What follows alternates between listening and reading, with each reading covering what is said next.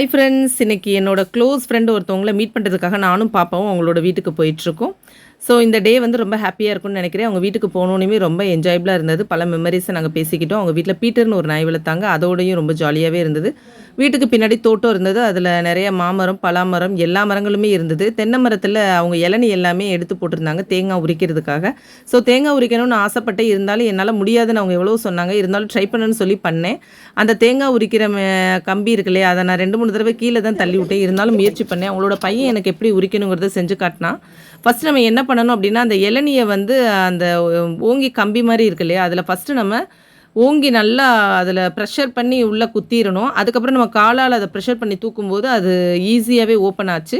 கொஞ்சம் கஷ்டமாக தான் இருந்தது. எவ்வளவோ பண்ணுறோம், இதை பண்ண மாட்டோமான்னு சொல்லி ஒரே காமெடியாகவும் இருந்தது. நான் பண்ணுறத பார்த்து அவங்கெல்லாம் சிரிச்சிட்டே இருந்தாங்க. நல்லா என்ஜாயபிளான மொமெண்ட்டாக இருந்தது. இருந்தாலும் கடைசியில் நம்ம நினச்சது சாதிச்சாச்சு. தேங்காயை உரிச்சாச்சு. இன்றைக்கி டே சூப்பராக போச்சு. தேங்க்ஸ்.